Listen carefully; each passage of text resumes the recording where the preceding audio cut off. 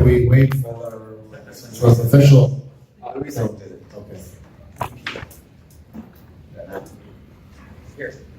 This works. Okay. Can everybody hear me? Yeah. Echo. Hello, everybody. Welcome to the Mortal Kombat panel. How is everybody doing? Good. Nice. I'm going to be your quick host, but I want to introduce everybody really quick. We have Master Daniel Pesina here with you guys. And we also have Mr. Richard Divizio. And for all of you that know, they're an integral part, a very important part of the history of Mortal Kombat. So I'm just gonna go ahead and pass on the microphone to them and just tell us a little bit about the history of the game, how it started, motion capture, and any type of behind the scenes stories that are. I can tell you guys there are some very interesting stories into the making of Mortal Kombat. Some funnier than others, but very, very interesting stories that you will not believe. So if you want to start off, Richard, how did everything with the game started and how you guys... I just want to first say thank you all for coming to Mo GameCon. We wouldn't be here unless it was for you guys, so just want to thank you all for coming down and seeing us and caring and loving the game for all these years, so I appreciate that, thank you. But Danny's going to take the first stab at this. Mortal Kombat's conception was done by a group of geeks who got together on Sundays to play D&D at one of our friends' home, who later on helped ink the first ever Mortal Kombat comic book. So before Mortal Kombat, there was a group of friends who used to hang out, including the creator of Mortal Kombat, John Tobias, back in the day. We used to go to Andy Kadelka, and he's the one who drew the comic book and also did the artwork for Nintendo when it came out to the home system. Very talented artist. So, most of the people from 1 and 2 would always get together and go to movies and stuff. And eventually, later on, myself and Richard got a call from John Tobias years later, and he had an idea he said he needed help for a fighting game. And so myself, Rich, Carlos, and John snuck into Midway at about 10 o'clock at night because he didn't want anyone to steal his idea of doing a fighting game, this particular type of fighting game, because back then, I guess it was common for other people to hear your idea and then try to be the first one to get the budget to make the game. So we went in and we had some ideas and a little bit of trivia, which will probably shock most people. But originally when we presented the project to Ed didn't think it was a good idea. That's Ed who? Ed Boon. Okay. Yeah, he thought it was not this type of fantasy game wouldn't be a good draw. He said he liked our idea of having a fighting game, but he wanted to do one with Jean-Claude Van Damme. So originally, kind of people were like, oh, Jean-Claude Van Damme was going to be in it originally from the conception, but later on when the actual bosses of Midway heard about it, they tried to switch it. But more importantly, I think we should field questions. Yeah, any questions out there? Start maybe over here. Okay, hold on. What was the hardest thing about doing motion capture and doing with all the secrecy? Like, what was the hardest thing? What was the hardest thing while filming the motion capture and conceptualizing the game that you guys had to deal with being under this amount of secrecy and scrutiny? For me, I'm going to take it before Rich. For me, being the first character to do at the beginning, as Rich can later tell stories that we didn't we basically filmed it in a storage room. So there was no mocap back then. There was no Photoshop or anything like that. So we did it on videotape. And the quick one, so you know how low budget it was. One day I was going to film, and John called me up and said, "Hey, today we cannot film because I forgot to ask my father for permission to use the camera." So we had to hold off filming for like 3 days, and then we got the camera. So it was that low budget. And at the beginning, when we were doing the jumps and the falls and stuff like that, we did it on concrete because they didn't have mat. I mean, they had a mat, but it wasn't available to us because we weren't a big enough project. And then as it progressed, we suggested to get a mat because we were like other people we were trained in martial arts, so you know we could take it. We know how to fall, but later on, if we get anybody else, they're not going to want to land on concrete. We were all right with it, you know. We're trained, so we can do whatever. So, but yeah, like in the future, if they were going to have more characters down the road, definitely needed to get some cushions or mats in there. But pretty much the room we filmed Mortal Kombat in was, it's like a storage room, which was probably a quarter of the size of this room. I don't even think there was a green screen. It was just like a gray wall. Yeah, we found the flattest gray wall we could shoot against. You got to think back then there was no nothing digital. It was like kind of like analog. Yeah. And everything was shot on videotape. So nothing high res, but it was pretty crude. But for that time, you know, you look at it and you go, wow, you know. I do remember the first time John was filming me do some moves. We still kind of didn't know where this game was going, but he would have us just stand on the spot, film us. Like, where's this game going? Come on over here, Rich. Watch. So there's a monitor, and it'll film you. And I think video is like 30 frames a second. So he plays that back, and he really doesn't need all 30 frames. So I do remember him asking me a question. So if you're going to fight someone, how are you going to stand? It was like one of the first things we filmed. I said, well, if I'm going to fight someone, I'm going to be something like something like this, you know, ready to get this guy. He's like, yeah, it's a little bit too low, you know. They eventually needed everyone to kind of, whether you were tall or short, everyone kind of needed to be around the same height. So, kind of like to answer your question, you know, the most difficult thing was probably just figuring all this out. It wasn't already laid out. This was a huge collaboration of a bunch of creative people in a room. Like I said, it was not laid out, but the thing was like, all right, well, how's this going to work? And not only that, Daniel can tell you that a lot of the first stuff that we shot was trashed, all right? Yeah, I shot for like 3 or 4 days, 8 hours a day, almost every martial art move that I could think of. But you got fed, right? Oh yeah, Yeah. yeah. We would, You told John what? yeah. When it was time to eat, we'd call Ed up because Ed had the credit card, company credit card. So he'd be in his office, and we'd call him up and say, hey, Pizza. you know, yeah, can you buy us a pizza? And he'd be like, oh, sure, go ahead. How you guys doing? Oh, doing good. Okay, well, I'll buy you pizza, send it over there. Okay. Need something else? Just, you know, call me. So, yeah, we did. Yeah, we got fed good. Yeah. Yeah. But we kept moving on so we didn't get that fat. Anyhow, but yeah, that's probably, I'd say, one of the hardest things was just figuring out where this was going to go. But yeah, when John pulled me over to the monitor, and I saw myself, you know, doing something, he said, well, when you are fighting someone, how would you get ready? And, you know, you see Bruce Lee, you know, getting ready to move. He's like, okay, I can't have all that kind of movement on the screen. So can you do something that I can loop? So I did a little something like this. I just stood there and did like.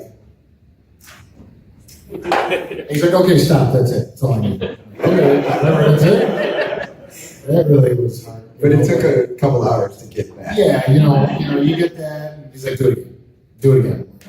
Do it again. I'm trying not to swear. there was a lot of swearing that day. No. So he comes back, he's like, all right, this is you on screen. So I'm doing this loop, and I was like, oh, that's pretty cool. So he's like, all right, we'll go back and do that same thing, but throw a punch from that position. So I'm standing there like this, and I went, I think I did it wrong like a million times, and then Danny, luckily, he's there, you know, and he was my coach since I was 13 years old. So, you know, if I did something wrong, he's like, you're throwing the punch wrong. So, you know, I throw a punch. No, you don't throw it that way. That's not the way I taught you.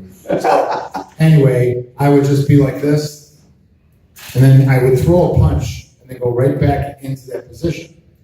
So when those video frames were grabbed, John would be able to, let's say, he would call this something like loop on the screen, whatever. And then the one with the punch, he would call like loop punch. Let's just say something like that. What he can do is then, let's say loop punch was code-wise, that would be connected to a console that had a button on it that said punch. And whenever you would hit punch, it would pull that animation up of me punching right away. But as soon as it played that little instance of animation, it would retract back to the default guy going like this. So it would constantly just go. So you got to think about this. Every single move, whether it was a punch,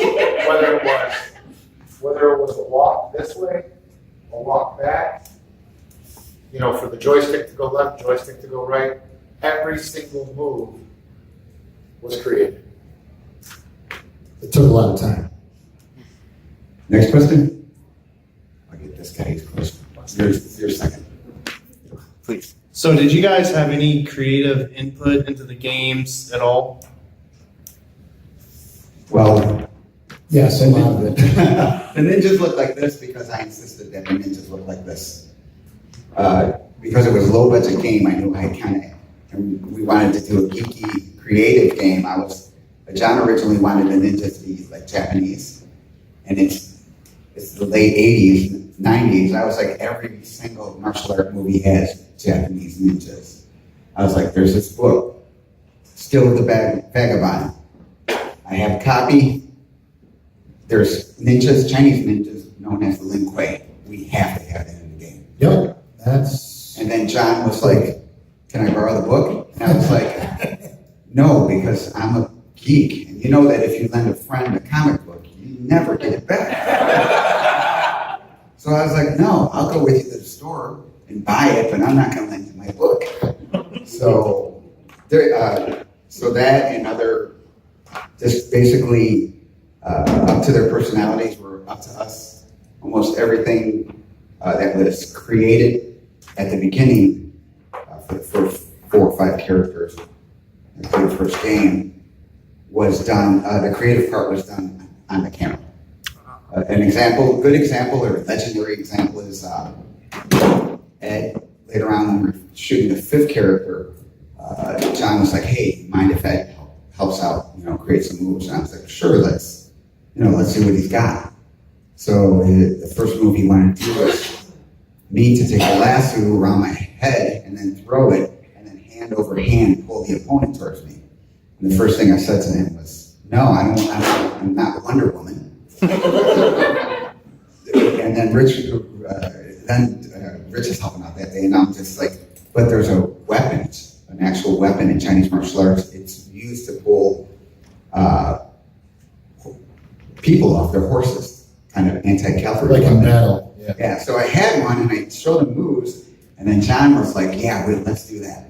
So as I was doing the move and pulling on it, Rich yelled in the Kano voice, get over here. And so every time you hear that voice, even today, that is like a tribute to Rich. Well, he It's had this mimicking- thing, he has it's this mimicking. dagger, and I'm looking at the thing, and I'm thinking, why don't you just like throw it into the guy's chest, and then you could just reel him back. And I'm like, when you're pulling him back, just tell him, get over here, and then just give him like an uppercut or something. So that's kind of how that went Yeah, down. so that's the creative thing. And even today, it's funny, even when I hear it today, I start laughing because it's like a tribute to Rich. It is, yeah, I think Ed's voice was recorded for the actual movie, but that idea of saying "get over here," or the way he says it is Rich. yeah, because So there's a lot of, it had to be said that way. There's I just tons. say "get over here," yeah. and pulling the guy back and doing something to him and sticking him with this thing, and there's a lot of things like that creatively, it's just things were just coming to our mind. So, it wasn't like, oh, John Tobias created everything. It was not like that. Though he created He's 85% is John Tobias. He's brilliant. He is the guy. He is the father of Mortal Kombat.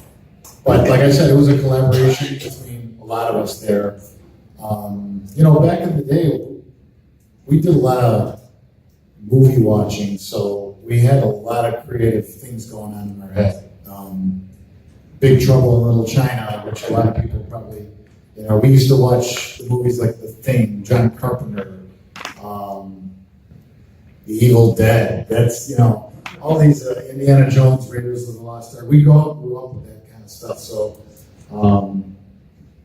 Yeah, we try to incorporate. we tried to incorporate a lot of that kind of thing. And that's where the fatality for Kano came from, right? Well, yeah, that's when I had to film my fatality. Like I said before, it's not like John had this list going of like, all right, well, this is like if it's like a corporate thing where they're like, this is what you're doing, this is what you need to follow. It wasn't like that. It was like, well, what do you got? Like, well, how about I just lean over and rip this guy's heart out, John, and then I just hold it up. Now I hear the story that I can't remember. I'm getting older, so Danny will say that day that I did that is that I ripped it out and I took a bite of it and then I held up. But when I did that, I'm like, I'll just go, grab that in there and raise it up like that and rip the guy's heart out. John's like, yeah, it's good. It's good. But I got that from, Indiana Jones and the Temple of Doom. I remember, let's just go back to like the news and all of this is a violent game and Time Magazine. I still had the issue with myself on the cover. So like, oh, this game's violent, and ripping hearts out and stuff. I'm like, it's me on Time Magazine. But, I'm thinking Spielberg was doing this in Indiana Jones and the Temple of Doom. They're lowering this guy down into the fire in this cage. I think before they did that, they did like some sort of like, like some sort of like weird ritual where they rip the guy's heart out. I'm thinking, what, we can't do that? Spielberg's doing it. So, but, it's kind of hard to find a lot of original ideas these days. It's, usually everything is from somewhere. A little bit tweaked here, a little bit there. But we were proud of that. We were very proud of that, taking stuff from like our childhood or just favorite movies. And they're doing it again. If you see Stranger Things, that's like a throwback to those 80s, riding around on the BMX bicycles and and even playing D&D and the Gorgon or whatever they call it, the Demi-Gorgon, all that's coming back. So, but we were doing that back then. We were, we were retro when retro wasn't retro. Let's just say that. We're old. I'm gonna have to get a shirt like that. So when you guys were making this game, it sounds like you had very, very humble beginnings. Did you ever have any idea that it would have a legacy, that with movies, comic books, TV shows, we're up to 11 now, Yeah, it's pretty interesting. Because when we signed up to do it, we finally got the okay. So it was canceled. Mortal Kombat was canceled. Jean-Claude Van Damme didn't want to do our project. So it was canceled. Rich called John Tobias every day, 3 or 4 times a day. No. But I believe John called me. No, after that. Oh, you mean after that? Okay. After that, 3 or 4 times a day, bugging him, hey, we call each other Book. Hey, Book, why don't we go back to the original idea? Hey, Book, why don't we come back to the original idea? So after about 5 days of that, John was like, okay, let me ask Ed, can we go back to the original idea of just doing a small game? And he's like, okay, you could do it 200 cabinets. So John came back to me, he's like, we're gonna do 200 cabinets. And I was like, no, we're gonna do 201 because you're gonna give me a cabinet. And then John was like, you know what, those cabinets are $2,000. There's no way you're gonna get $2,000 I think you were out like of more them. like 3,000 to 4,000. At the time, whatever the number was, he's like, no, we're only gonna make 200 cabinets. That's it. You're not gonna get it in because we're not gonna make that many. So, no, because they told us we're only making 200. Naturally, when it got bigger, all of a sudden we're gonna make tons of games now. But yeah, at the beginning it was that. It was gonna be a small game. Myself, my brother Carlos, and Rich always thought it would be an awesome game because, we wanted to make it the best we could, but we never thought it would be bigger because they told us they were gonna make 200 arcade games. Add something? Question? Did you get a cabinet? Did you get a cabinet? In the end, I did not. In the end, they offered me a cabinet to give up my right to image because they didn't own the rights to image to bring it to the home systems. Yeah, like the first contract we signed, there was nothing on there that stated anything about home games.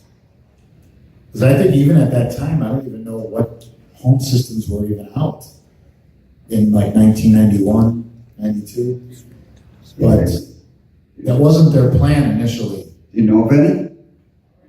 91, 92, obviously, we were just starting to get into Super Nintendo and Sega Genesis. Mhm. Just starting to come out, and they were phasing out the original Nintendo at that time.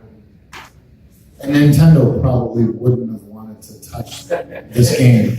Being it was a violent, kind of, at that time it was considered, violent. And there were no ratings at that time, I don't believe, a system Yeah. in place. Started the ratings. But contract Yeah, we corrupted your youth.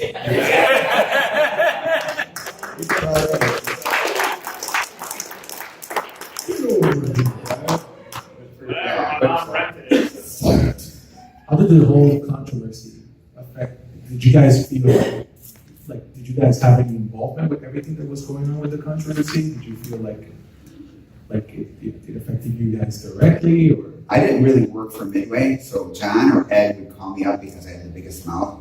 And that's why Johnny Case has a big mouth. Really it was, because during shooting I would be doing not quite acting like the goofy Johnny Cage, but acting more like a real martial artist Johnny Cage. Kind of a little bold, but kind of brassy. So they would call me up and say, hey, guess what, we can't comment on this. But can you, if we send a reporter to you, can you comment on this? And say this, please. And so they would send them my way, and I would give them an interview and say, and I agree with what they said. I don't think, my brother's Raiden, and we both do martial arts, and we never really killed each other or anything like that. My mom would beat my ass. My little brother, oh my God. I mean, so much trouble. Because no matter no matter what level of Kung Fu master you are, your mom will beat your butt.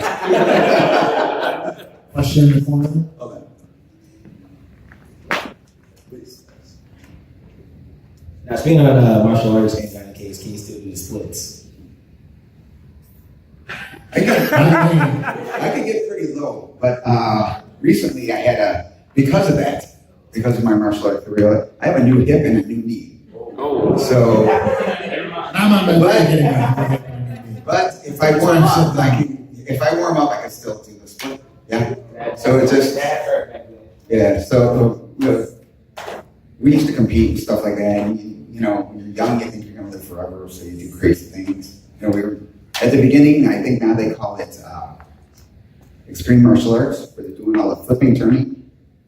They got all that stuff from contemporary wushu. They're going to be in pain later. Yeah, they got that from contemporary wushu, which just means contemporary martial art. China started making sport art, and so they had crazy flips, and that's what we used to do, besides traditional martial arts. But yeah, Yeah, that's what wushu is. Kind of same stuff that Jet Li does. We were doing that in the 80s. let me get this done. Watch over here, won't we? Down here. What other ideas for fatalities were there floating around? Oh, I got one. That didn't make it into the final game. I don't know about one that didn't make it into the final game. Your windmill My, my brain only remembers all the stuff that makes it.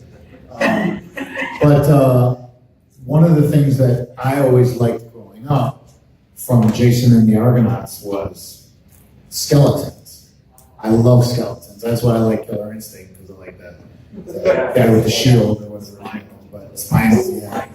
But a fatality for Scorpion. So I know not only did the heart idea, I also did the get over here idea.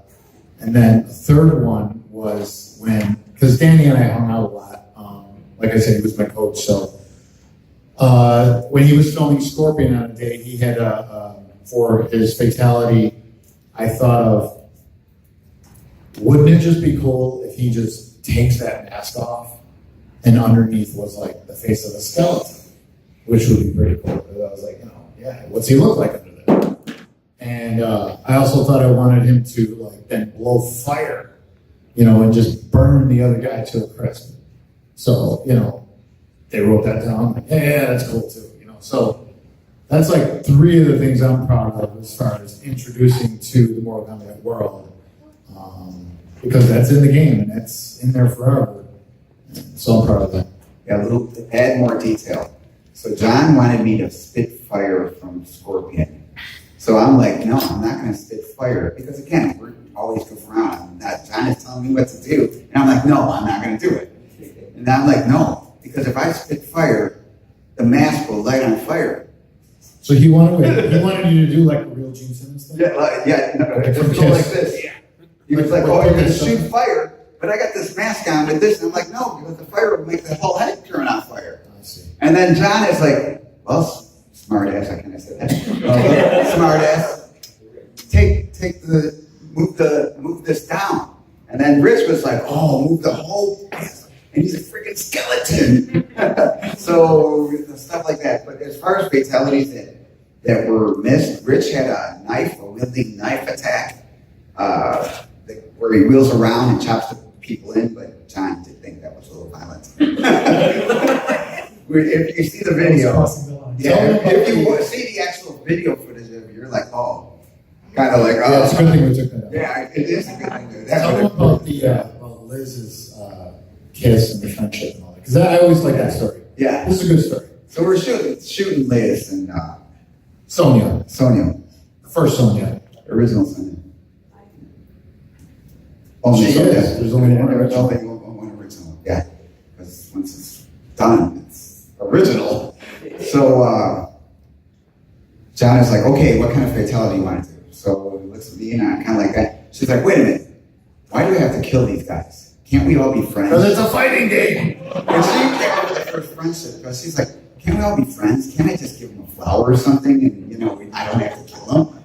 And so we all laughed at that. And later on, that was the idea for number 2 to make the first friendship.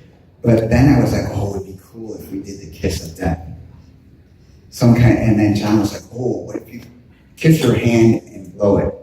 And I was like, oh, and what if it looks like a butterfly and goes like this? As soon as it hits you, you go poof. And then boom. You see what I mean? If you're in that room back in what, 91? Something like that. 91, 92. We filmed some in 89, so. If you're in that room and you're with your friends that you've known for a long time and you're just coming up with stuff. And you don't know where it's gonna go, but it does. You just come up with cool stuff. And we always took the best idea. It doesn't matter who was saying it. If that was the coolest idea, we were going to do it. I know now it's like the corporate has to have complete control and you have to do what they say. What was there's a question that I always get. People say like, how did Mortal Kombat start to even at the end of when you fight someone, that it was going to be like you just didn't beat the crap out of them. It was just incorporate something where you end up finishing them off. Yeah. So, and I know you know this story, so tell them how that kind of went. But you told this story before, right? Yeah. So John was like, okay, what we want to do is we're going to have a beatdown move where we didn't have the concept of combinations like we do now. Later on, it just happened to lead into combination, but we were going to create manufactured combinations. Like you hit the buttons, let it go, and then the character would do 8, 9 blows and just beat you down. And then once you're down, you can pick what kind of fatality you want to do it. And actually, that's where finishing comes, because we were like, finishing move.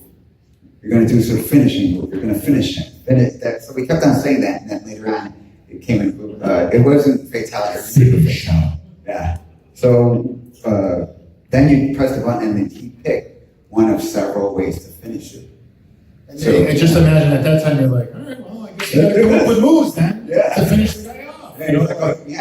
And then how we're going to finish the person off, you know? Yeah, so we have a bunch of moves where, like Johnny Cage would literally just like swing at your face, and then hit you on top of the head and take a step back, and then he'd grab you by the head, lift you back up, and then punch your head off. But later on, that was too, I guess, back then the memory and stuff like that couldn't hold so much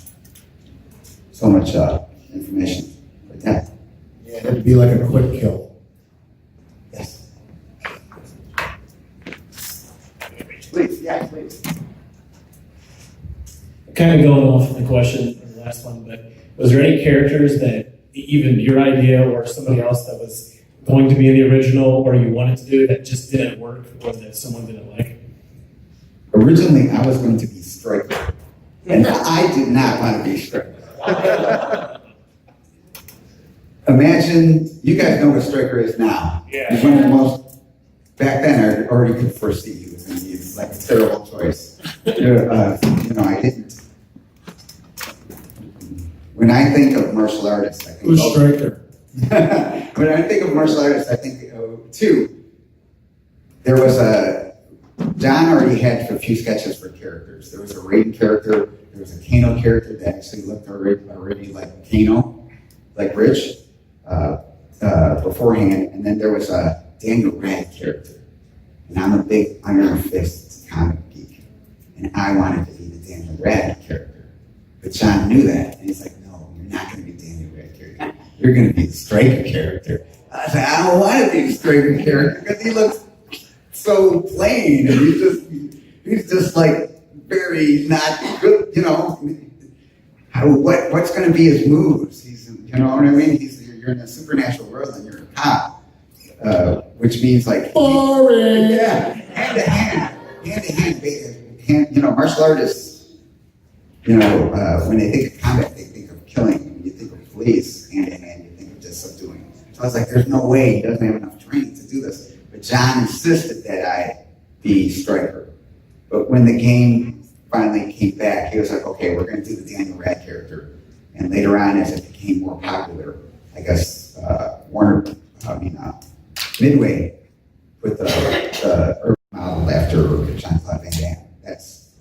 That wasn't how we created it. That just happened with people's opinion who weren't in the room filming and creating it.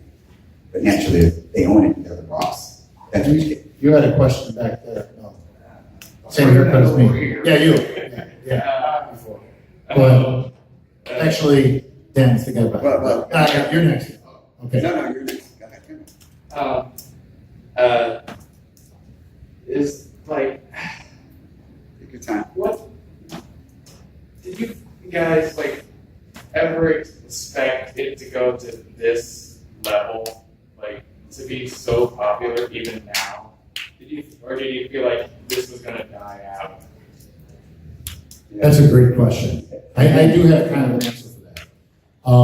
Obviously, you know, after the first digitized games where they actually filmed us doing the stuff. So I did MK1, 2, and 3, and then I remember they switched over with 4 was the first 3D game.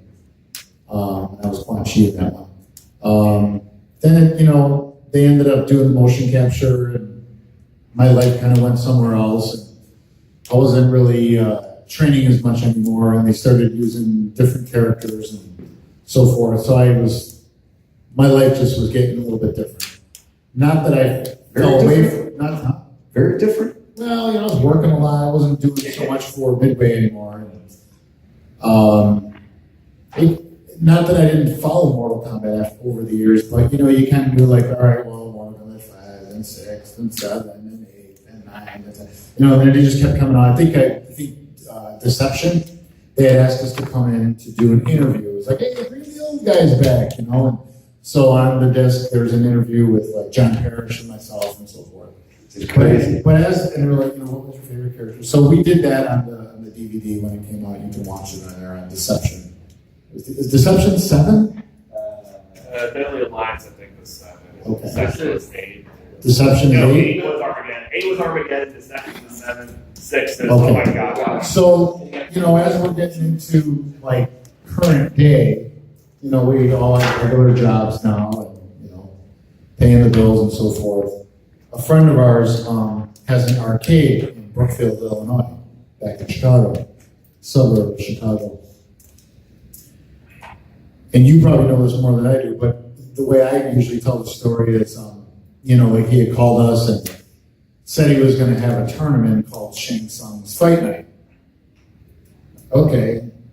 I didn't know really I knew Mortal Kombat is just really advanced now, like with all the graphics and stuff like that. But as far as like the fan base goes, I didn't really know that there was this whole like retro fan base.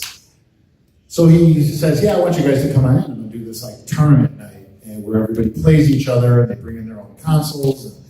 And I didn't even know that world existed, but there's guys building like their own custom consoles and they play each other, and all this stuff. I was like, oh, that's pretty cool. He's like, yeah, but I'm like, what do you need us there for? He's like, what are you talking about? It's like, you guys are famous. I'm like, famous? Like, I work on trains during the day. I'm a mechanic. Like, what are you talking about? He's like, no, you guys don't you guys know who you are? I'm like, no, he's like, just come on in. I'm like, yeah, I know I was Kano and stuff like that, but he's just like, no, you guys have to come in here. He's like, we're going to do this. He's like, just come on by. Apparently what he had done is he had found pictures of us on the internet from over the years. He had these pictures printed up. We didn't know this. So we get to this first Shang Tsung fight night at this arcade. There were about like 570 people in line. Out the door. I'm like, oh my God. I was there for 6 hours signing autographs. I'm like, really? Like, I didn't know this. Like, no, they're fans of yours. And I didn't know this. And then like the next year we did like Shang Tsung's Fight Night 2, and then it grew, and then Fight Night 3, and it just kept going and getting larger, and then we eventually had to get like a hall, like a banquet hall or something and it got larger and larger, and eventually it turned into something called Kombat Con. But the whole thing is that being away from it for a while, I really didn't know that there was this huge fan base. We did Wizard World in Chicago, and I remember someone came up to us and said, like, yeah, my daughter, I named her Katana. So like you were like, I've been following you my whole life, and it feels good. So I thank all of you. Thank you. Thank everyone here and everyone and everyone that's out there. We appreciate it. And I think it's great. It's awesome. So to kind of go off that, I'm curious how you found out where you were when you found out that MK1 was a big deal, that it was actually blowing up, and how did that affect? And we weren't going to get any money because we already signed the contract. And we signed it like this way, and now by 1995, it made about $5 billion, and we weren't going to see any of that. How did I feel that? Was that your question? Yeah. So it was Super Bowl Sunday, and they decided to test the game. And John was like, now we're going back a little bit. Yeah. We're going back. So John dropped the cabinet off, Still hasn't made a lot of and money. then checks on it, and then said a couple hours later, he gets a call, hey, there's something wrong with your game. So John is like, okay, there's something wrong with the game. He goes in, and he looks at it, and he's like, everything is good. But then he checks the coin box, and the coin box is full. So he empties it out, and then goes, okay, the coin box is full. He's like looking around, he goes, there's nobody by the game. He's like, oh, a couple, 2 hours later, gets another call. And he's like, something's wrong. Goes in again. First thing he checks is the coin box this time. Full. Is it like it doesn't play if it's full? Right, it doesn't play if it's not making quarters. Oh, I see. So no one can play it, so no one's near the game, but once they empty it out. Yeah, they go back to the game, and don't worry, you're never going to see any of those quarters. Yeah, that's right. I never did. So this happened throughout the night of Super Bowl Sunday, which it usually is if nobody's at the arcade. So when John saw that, he was like, this game is going to be huge. So with that, yeah. But yeah, we had already, we were young, and I think I was like 22, and I knew nothing about having a lawyer, nothing like that. So and I think even at the time, the way I kind of reflect on it is, damn, I wish I had that money. Yeah, actually, they strung us along pretty good, promising us bonuses. Yeah, because the promise kind of hung in there, like they. Don't worry, we're going to give you a bonus. They were going to work on it more. They're going to take care of you. Work on it more. Don't worry. You don't need to worry about that. We're all family. We're in the end. And then at the end of 2, I was like, well, I'm finishing 2. You haven't paid me for 1.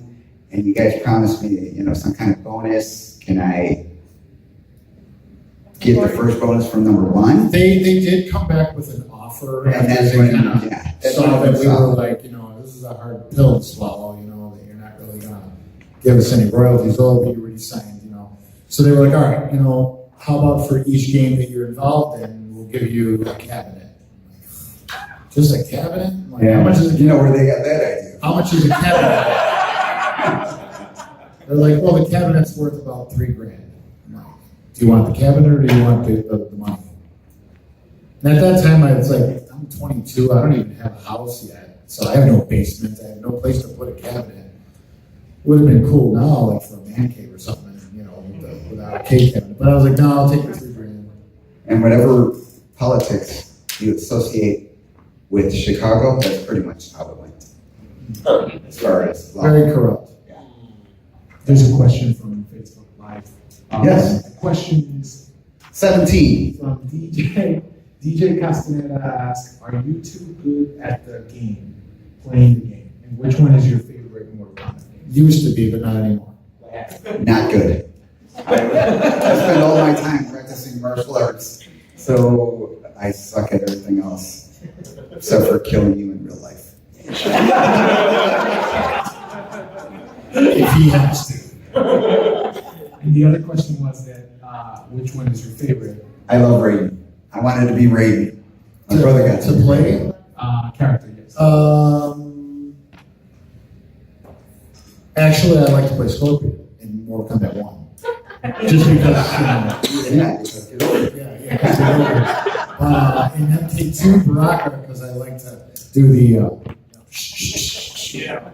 with the blades, because, something to jump right into the blades. So that, I thought that was kind of cool. Go ahead, yeah. Please. Whose idea was it to have the rivalry against Sub-Zero and Scorpion? Oh my God. That's a good question. So we're going to film the ninjas, and it's my brother, myself, Rich, and John in the room. And the time before, all 3 of us kind of made fun of Rich. We would take turns making fun of each other. Really? Why am I worried about that? So we already made fun of Rich, and a couple of filming before we made fun of Carlos. And I'm being older and tougher than them, I really got made fun of. But then we decided to make fun of John. So we're kind of ribbing John about shit, that we're not going to do anything he wants to do, that we're going to do our own thing. And, he wants to get this, it's crunch time, he wants to get some more characters in, and we're just goofing around. So John looks at me and Carlos, and it's like, you know what?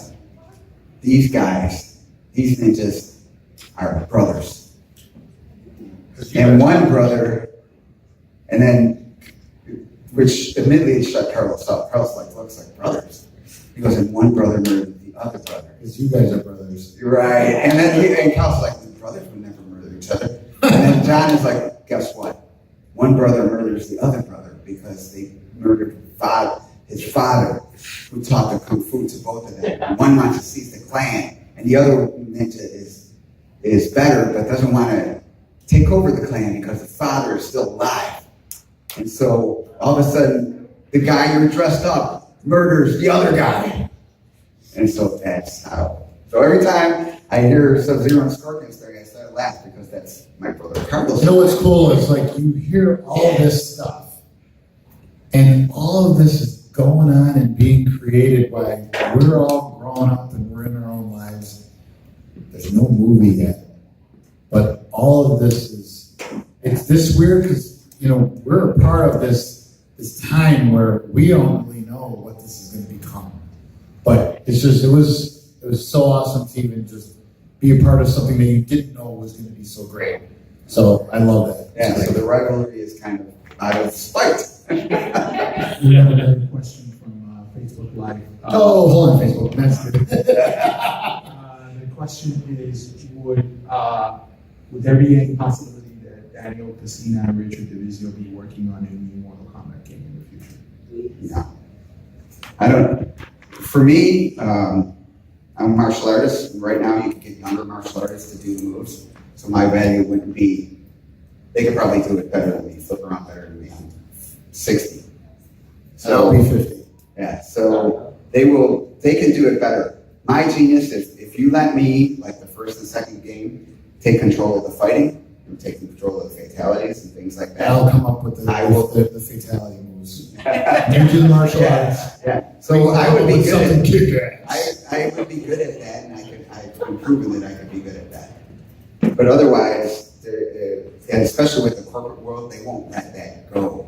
You know, everybody, when it was speaking to you, that a lot of people want to invent Mortal Kombat, even though it's already been invented, created. So instead of contributing to it, they want to be like, oh, I created Mortal Kombat. No, it's been already created. You know, you should follow the storyline. You should follow the characters. You shouldn't change up people's, you know, acting differently than they were created, kind of type of thing. So I don't see myself going back. You know, there would be no creative point to it. And by the way, when it was announced that we were going to do Mortal Kombat 2, John Tobias did not want to do it. It was right away. He was like, well, why would I want to do this? I already created the best fighting game ever. He was like, I'd rather do a different game. He goes, but he got talked into doing number 2 and 3, and by the time, I think it was 5 came around, he's like, I can't do this. I want to create. I'm a creator. I don't want to just, you know, let the business guys take over. That's why, you know, eventually John Tobias kind of, you know, parted ways with Midway. You know, in the suits who work for Midway, you know, their idea was as long as it keeps making millions of dollars, we're just going to keep pumping these games out every year. But John is a creative soul. Well, he had to walk away because it's more important to him, you know, to not just, you know, crank these out. And he wanted to do some other things. And he tried with Studio Gigante. Yeah. What was the game that he was working on? Fist of Fame or something? Yeah, Fist of Tall Fame. You know, I'm not sure how that did, or you know, but it looked really cool. I think again the business side got kind of in the way. and that's the thing too, is like just Mortal Kombat. There was nothing like that then. I mean, yeah, you had Street Fighter, but Couple more quick questions. you know, Mortal Kombat was completely different. But then after a huge success like this, then everybody wants to jump on the bandwagon and create the next big thing. And at some point, you got to start being a little bit creative and come up with something fresh and new. That's always difficult to do. Getting back to when you were talking about how you guys all kind of grew up together and knew each other, you and Rich and Carlos, did you guys also know Liz and Hossam, or how did they come into the game, or with number 2 getting Tony and John in there? When I was 13 years old and I was in grammar school, actually I think probably 12, 13, there was a kid who came to school with a pair of nunchucks. And I had played a lot of baseball. I was Little League, Pony League, Pee Wee, I played baseball my whole life. I probably should have been a baseball player. But when he brought these nunchucks to school and he was twirling around, this kid, Craig Clifford, I was like hooked. And I had never even seen a Bruce Lee movie in my life at that time. And I started hanging out with him, and he was showing us these Bruce Lee movies and stuff. And he was showing us some kung fu moves that he was doing. I'm like, where did you learn that stuff? He's like, oh, from my friend Danny.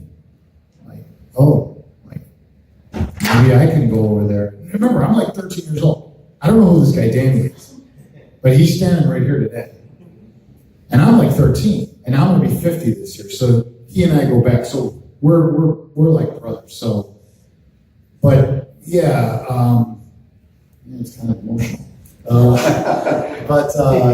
So Craig took me along one day, and I was introduced to Daniel, and then his brother Carlos, who was around our same age, and you were teaching kung fu. But at that time, I think Daniel was already practicing kung fu. Obviously, he's 10 years older than me, so.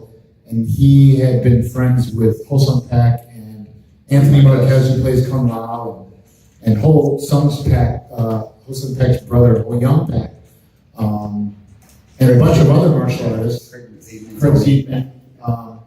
These guys were all doing Kung Fu back in like 1980, 81, at a Kung Fu school on the north side of Chicago called Northern Shaolin 7-Star Praying Mantis. As far as how Craig met you, I don't know. That's a whole other story. But I had gone and met Daniel, and I saw what they were doing. And I'm like, I want to do this. I'm ditching baseball. But they were doing some cool stuff, and I started stretching and taking kung fu from Daniel. And then met, I think one day Daniel brought all the guys from the north side of Chicago to work out with us, where Daniel lived on the south side of Chicago. And that's how I met Hosan. Who did you bring that day? Like Tony, Hosan. Yeah, and I met all those guys at such a young age, and we just kind of all started hanging out together, we would go to martial art tournaments together, win trophies and things. Little did you know that, and there is a photograph of us, I think, around high school, where it's myself, Hosan, you, Anthony Marquez, but you look at the picture and you're like, that's the future Liu Kang, that's the future Kano, the future Johnny Cage, the future Kung Lao. We're all in this picture while we were young, but we were all pretty creative kids at the time.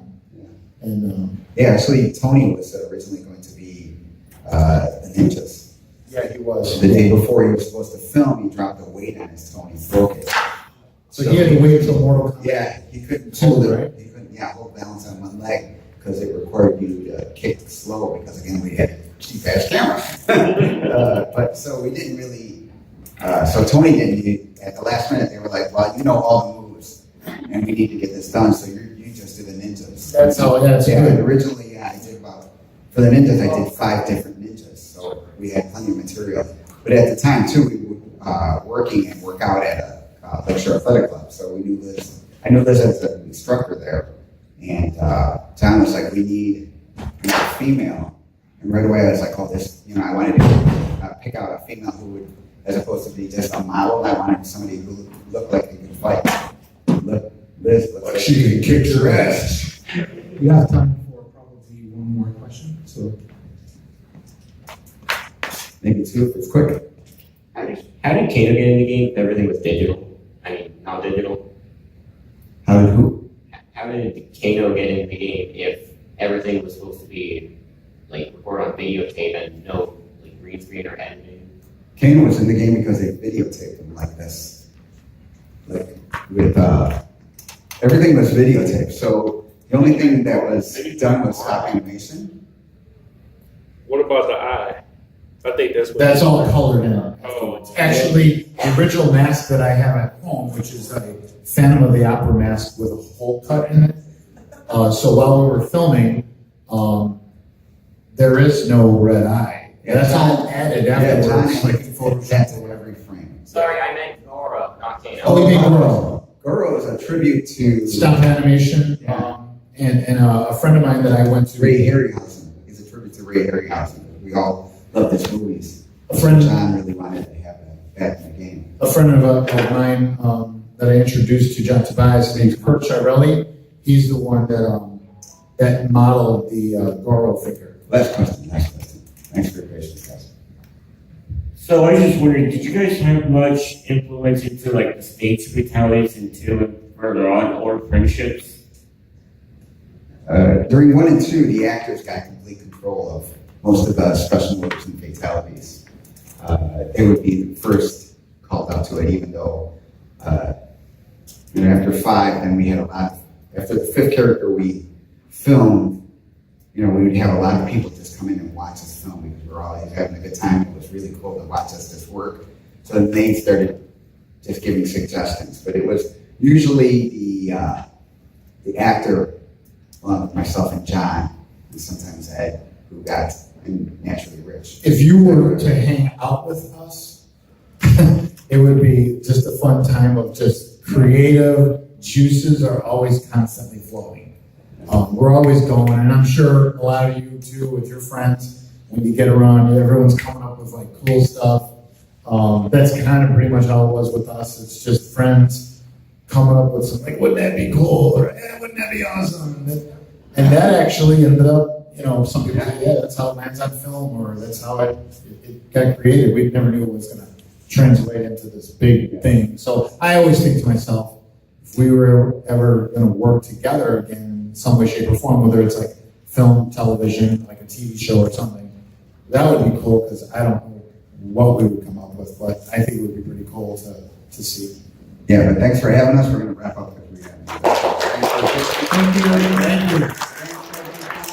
Thank you. Thank you.